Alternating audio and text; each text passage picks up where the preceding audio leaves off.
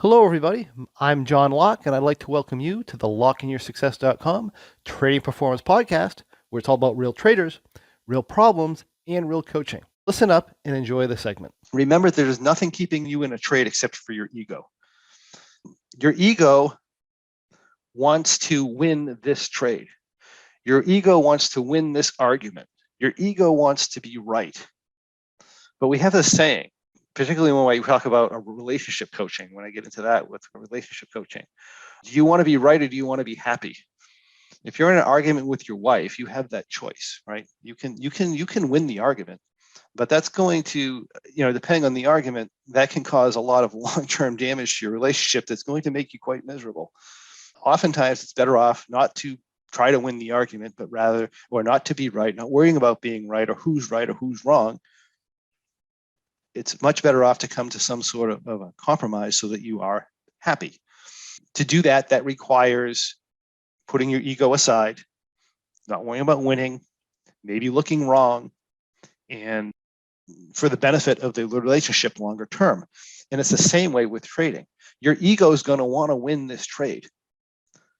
It's going to want to win the trade. But my question to you is, do you want to win this trade or do you want to make money overall? And I would argue that the objective of your trading is to make money overall, is to be a profitable trader. And sometimes that requires losing this trade in order to make that happen, or letting go of the trade, maybe at a small loss, or maybe at not as much money as you'd like to make, or maybe even it's bigger than maximum loss. But sometimes it requires letting that go so that you can go on and that you can make money over the long term. Now, one of the things you can do to help with your ego is to change where you draw the win-loss line. Your ego wants to draw a short-term line. Your ego wants to win this trade. I must win this trade. But the reality is your goal should not be to win this trade. Your goal should be to make money over time.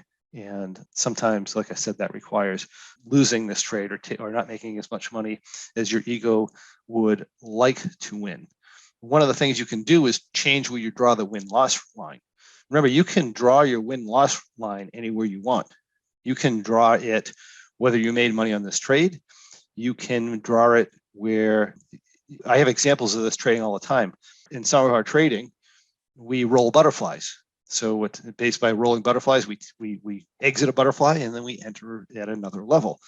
So I have people say, well, if you open a butterfly and then the market moves too far and you close that butterfly and then you reopen it, you lost money on the first butterfly.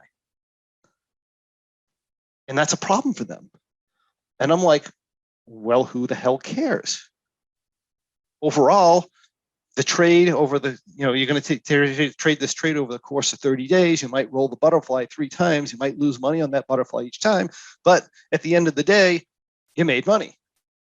Who gives a crap whether or not I lost money on the initial butterfly?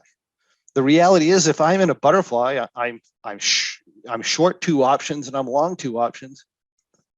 A portion of that trade is losing money all the time. I could break that down to a lower level, right? I say, well, if the market goes up, I have a bullish vertical and a bearish vertical. The market goes up, I lose money in my bearish vertical. If I take that vertical off and I roll it back, who cares? Right? Your ego is telling you, I have to make money on that vertical. So I have people who instead of getting rid of the vertical that lost money, they get rid of the vertical that gained money, and then they move that one. If you want to trade that way, fine. But realistically, who the hell cares if the outcome is the same? Right? It doesn't matter. In other words, these people are focusing on things that don't matter over the long term, whether they make money. If I expand that out to a longer term time frame, if I do a trade over 60 days and that trade loses money, who the hell cares if in the context of a year, I'm rich from trading? It doesn't, the loss of that trade doesn't matter. So what I'm getting at is where you draw the line can be very, very important. One of the things I do sometimes when I'm back testing trades is I instead of You know how we do in the Go membership, we do, we do the February M3, we do the March M3, we do the April M3. One of the things I do is I run the trade for 2 years as the same trade. In other words, no trade is a loss. Just because I exited my June expiration and went into August expiration, I don't consider that a win or a loss. It's just part of the system of the long-term line. In other words, my finish line for the race isn't, it's like if you're running a marathon, right? You can track every mile. Am I ahead this mile? Am I behind this mile? And you can do that, and there's some usefulness to that, but ultimately you want a certain amount of time at the end of the marathon, right?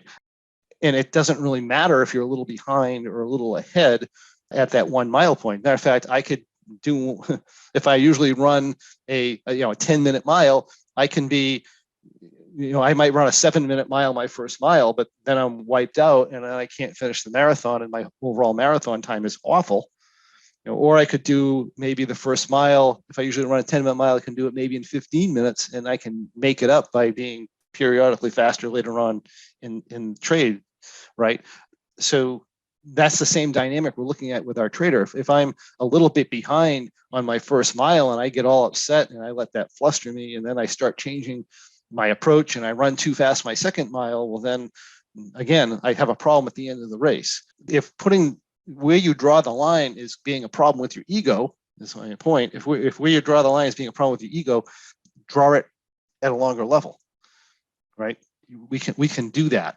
I mean, it's just a psychology hack that you can do. And that is what I have for you today. If you have any questions or comments or anything else you'd like to see in the next Trading Performance podcast, please list that in the comments and I'll personally answer your questions and comments for you. Also, I'd love to encourage you to come on over to lockeinyoursuccess.com. That's LOCKE in yoursuccess.com, and check out our Trading Performance and Pro memberships, where you can find the tools you need to become a much more effective trader, regardless of the type of trading you do. Thank you for joining me. I look forward to seeing you on the next Trading Performance podcast.